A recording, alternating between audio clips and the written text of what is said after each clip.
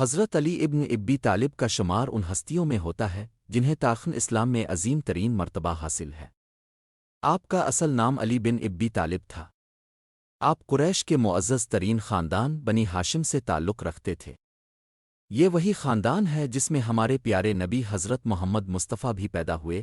حضرت علی کے والد کا نام ابو طالب تھا جو رسول اللہ کے چچا تھے۔ آپ کی والدہ کا نام فاطمہ بنت اسد تھا۔ آپ کی پرورش بھی ایسی نیک سیرت اور عظیم ماں نے کی جو نبی کریم سے بے پناہ محبت رکھتی تھیں۔ حضرت علی کی ولادت خانہ کعبہ میں ہوئی۔ یہ ایک ایسا اعزاز ہے جو تاریخ میں صرف حضرت علی کو حاصل ہے۔ جب فاطمہ بنت اسد کے ولادت کے دن قریب آئے تو وہ دعا کرتے ہوئے خانہ کعبہ کے دروازے پر گئیں اور اللہ سے آسانی کی دعا مانگی۔ اچانک دیوار شک ہوئی اور وہ اندر داخل ہو گئیں۔ وہاں 3 دن قیام کے بعد حضرت علی کی ولادت ہوئی۔ یہ ایک روحانی اور انوکھا واقعہ تھا جو اس بات کی علامت ہے کہ حضرت علی کو اللہ نے ایک خاص مقصد کے لیے منتخب فرمایا ہے۔ حضرت علی کا بچپن نبی کریم کے زیر سایہ گزرا۔ قریش کے حالات اس وقت نہایت دشوار تھے اور مکہ میں قحط کی کیفیت تھی۔ ابو طالب کا خاندان بڑا تھا اور وہ معاشی دباؤ میں تھے۔ اس لیے نبی کریم نے حضرت علی کو اپنے ساتھ رکھنے کا فیصلہ کیا تاکہ ابو طالب کا بوجھ کم ہو۔ اس طرح حضرت علی کی پرورش خود رسول اللہ نے فرمائی۔ آپ نے بچپن ہی سے رسول اللہ کی پاکیزہ زندگی کا مشاہدہ کیا۔ آپ کی سوچ انداز اور طرز عمل میں حضور کی جھلک واضح تھی۔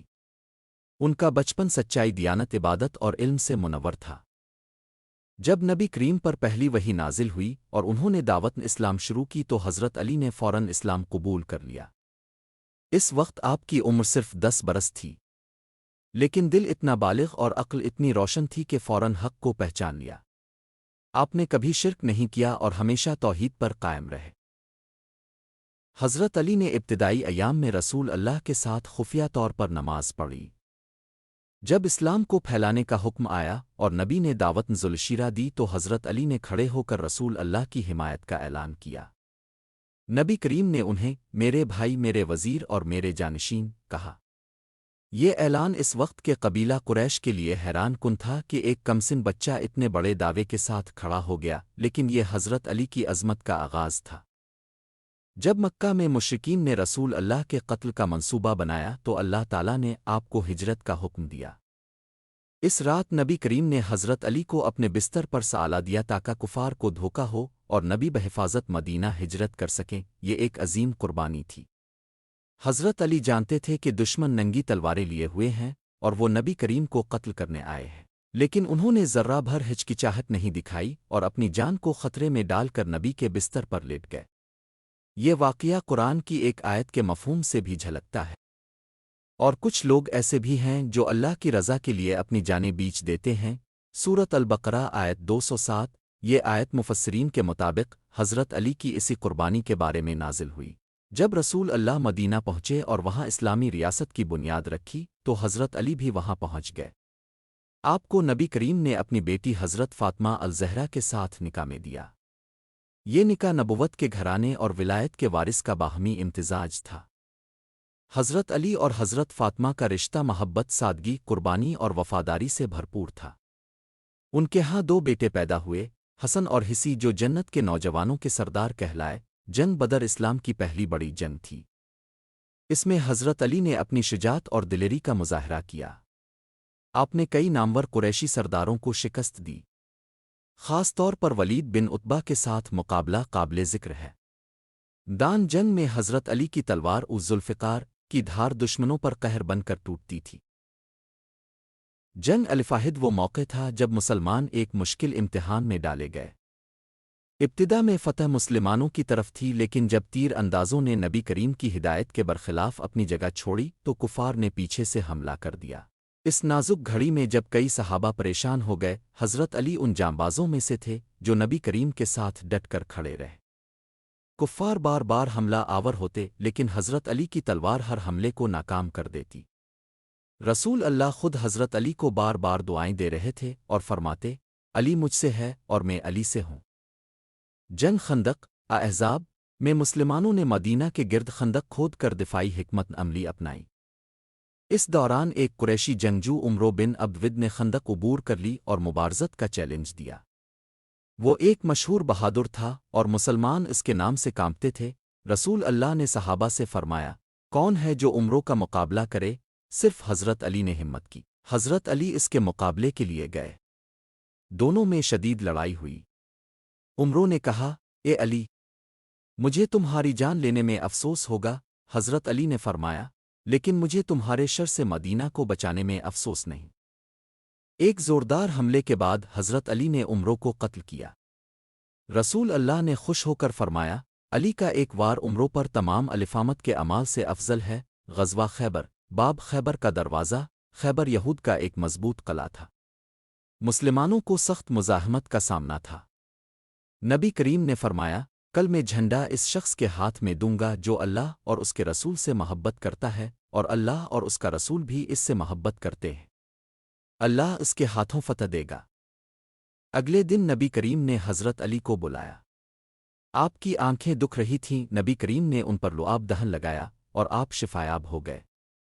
پھر آپ کو جھنڈا دے کر فرمایا، چلو خیبر کی فتح تمہارے ہاتھوں ہوگی۔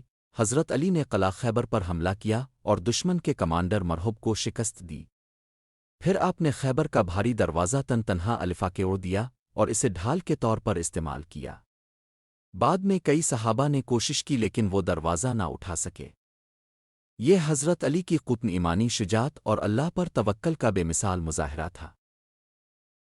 حضرت علی رسول اللہ کے معتمد ترین کاتبین میں سے تھے۔ جب صلح حدیبیہ کا معاہدہ لکھا جا رہا تھا، نبی کریم نے فرمایا کہ علی، معاہدہ لکھو۔ جب کفان قریش کے نمائندے نے کہا کہ اے محمد رسول اللہ او نہ لکھو، صرف اے محمد بن عبداللہ او لکھو، تو حضرت علی نے انکار کیا کہ میں رسول اللہ کا لقب مٹا نہیں سکتا۔ پھر نبی کریم نے اپنے ہاتھ سے مٹا کر لکھوایا۔ یہ ایک اور پہلو تھا حضرت علی کی وفاداری، ادب اور فہم کا۔ فتح مکہ کے وقت حضرت علی بھی نبی کریم کے ساتھ تھے۔ مکہ میں داخل ہوتے وقت آپ نے علم اسلام تھام رکھا تھا۔ باوجود اس کے کہ وہ کفار کے سخت ظلموں کے گواہ تھے، حضرت علی نے نبی کریم کی سنت پر عمل کرتے ہوئے عام معافی کی پالیسی اپنائی۔ نبی کریم نے اپنی آخری حج کے بعد غدرن خم کے مقام پر حضرت علی کا ہاتھ بلند کر کے فرمایا، جس کا میں مولا ہوں، علی اس کے بھی مولا ہے۔ یہ اعلان حضرت علی کے عظیم مقام کا ایک تاریخی اظہار تھا، جس سے صحابہ نے آپ کی فضیلت کو تسلیم کیا۔ جب رسول اللہ کا وصال ہوا تو حضرت علی نے جنازہ تیار کیا اور تدفین میں اہم کردار ادا کیا۔ آپ غم میں ڈوب گئے تھے لیکن دین کے کام میں پیچھے نہ ہٹے۔ حضرت علی نے خلافۂ راشدین کی حمایت کی، ان کے مشیر رہے، علمی فیصلوں میں رہنمائی کی۔ حضرت عمر تو یہاں تک فرماتے تھے، اگر علی نہ ہوتے تو عمر ہلاک ہو جاتا۔ آپ نے کبھی خلافت کے لیے خود قدم نہیں بڑھایا بلکہ وحدت امت کو ہمیشہ ترجیح دی۔ حضرت عثمان کی شہادت کے بعد حالات بہت خراب ہو چکے تھے۔ امت انتشار کا شکار تھی۔ لوگوں نے حضرت علی سے درخواست کی کہ وہ خلافت سنبھالیں۔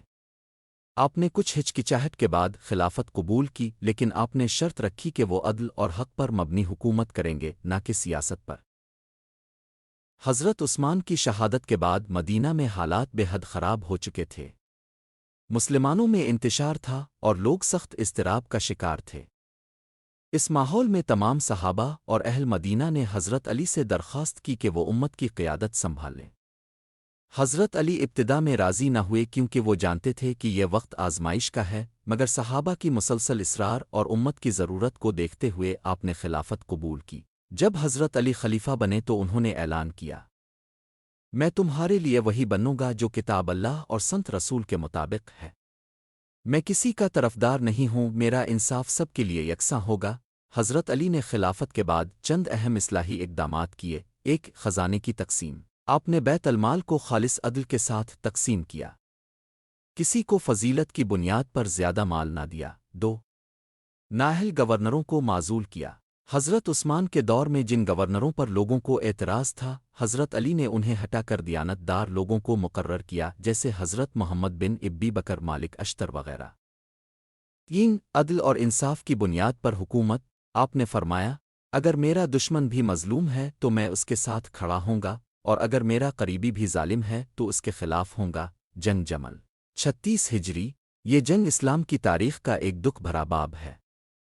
حضرت علی نے جب بیت المال اور گورنری میں عدل نافذ کیا تو کچھ لوگ ناپسند کرنے لگے، خاص طور پر وہ جو حضرت عثمان کے قاتلوں کو فوراً سزا دلوانا چاہتے تھے۔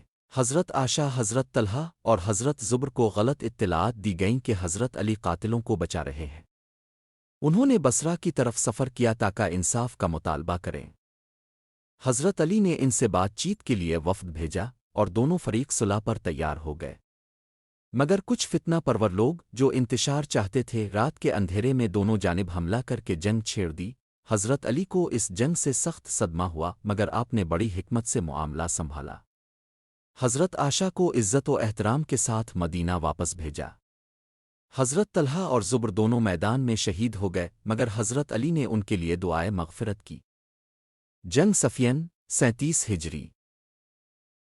شام کے گورنر حضرت معاویہ نے حضرت عثمان کے خون کا بدلہ لینے کے مطالبے پر حضرت علی کی خلافت کو تسلیم نہیں کیا۔ حضرت علی نے مذاکرات کے ذریعے معاملہ حل کرنے کی کوشش کی، مگر بات نہ بنی اور یوں صفین کے مقام پر جنگ ہوئی۔ جنگ صفین کئی دن جاری رہی۔ دونوں جانب مسلمانوں کا خون بہا جو حضرت علی کو بے حد تکلیف دے رہا تھا۔ آپ بار بار جنگ کو روکنے اور صلح کی کوشش کرتے رہے۔ جب حضرت علی کی فوج غالب آئی تو حضرت معاویہ کی فوج نے قرآن کے اوراق نیزوں پر چڑھا دیے اور صلح کی اپیل کی۔ حضرت علی جانتے تھے کہ یہ ایک چال ہے، مگر آپ نے مسلمانوں کے خون سے بچنے کے لیے ثالثی قبول کی۔ تحکیم ثالثی کے لیے دونوں جانب سے نمائندے مقرر ہوئے۔ حضرت علی کی طرف سے حضرت ابو موسیٰ اشر اور حضرت معاویہ کی طرف سے عمرو بن الاس منتخب ہوئے۔ عمرو بن الاس نے چالاکی سے فیصلے کو بدل دیا اور معاملہ مزید بگڑ گیا۔ اس فیصلے سے حضرت علی کی پوزیشن کو نقصان پہنچا اور ایک نیا گروہ خوارج پیدا ہو گیا۔ یہ وہ لوگ تھے جو حضرت علی کے ثالثی قبول کرنے پر ناراض ہو گئے اور انہوں نے آپ کو بھی کافر کہہ دیا، نعوذ باللہ۔ حضرت علی نہ صرف بہادر اور عادل حکمران تھے بلکہ علم کے سمندر بھی تھے۔ رسول اللہ نے فرمایا، میں علم کا شہر ہوں اور علی اس کا دروازہ۔ آپ کے اقوال، فیصلے، خطبات اور فتوے آج بھی اسلامی فقہ اور حکمت کا عظیم خزانہ ہے۔ آپ نے فرمایا، انسان اپنی زبان کے نیچے چھپا ہوتا ہے، عقل سب سے بہتر دولت ہے اور جاہل سب سے بڑا فقیر۔ سچ کڑوا ضرور ہوتا ہے مگر انجام میں میٹھا۔ خوارج نے نہ صرف حضرت علی کے خلاف بغاوت کی بلکہ مسلمانوں پر ظلم بھی شروع کر دیا۔ حضرت علی نے بہت تحمل سے کام لیا، مگر جب انہوں نے نہتے قافلوں پر حملے کیے تو آپ نے ان کے خلاف جنگ کا فیصلہ کیا۔ جنگ ناروان میں خوارج کی بڑی تعداد ہلاک ہوئی، مگر چند افراد بچ نکلے۔ انہی میں سے ایک شخص عبد الرحمن بن ملجم تھا جو بعد میں حضرت علی کا قاتل بنا۔ جنگ ناروان کے بعد خوارج ظاہری طور پر ختم ہو گئے، لیکن ان کے دلوں میں نفرت اور انتقام کی آگ سلگتی رہی۔ انہوں نے آپس میں مشورہ کیا کہ خلافت کو ختم کرنے کے لیے حضرت علی، حضرت معاویہ اور عمرو بن الاس کو قتل کر دینا چاہیے۔ ان میں سے ایک شخص عبد الرحمن بن ملجم کو حضرت علی کے قتل کی ذمہ داری دی گئی۔ بن ملجم کوفہ پہنچا اور ایک عورت قتم کے بہکاوے میں آ گیا جس نے علی کے قتل پر شادی کا وعدہ کیا۔ اس نے سازش تیار کی اور فجر کی نماز کے وقت مسجد میں چھپ کر حضرت علی پر حملہ کیا۔ رمضان المبارک کی 19 تاریخ 40 ہجری کو حضرت علی جب فجر کی نماز کے لیے مسجد آئے تو عبد الرحمن بن ملجم نے آپ کے سر پر زہر آلود تلوار سے وار کیا۔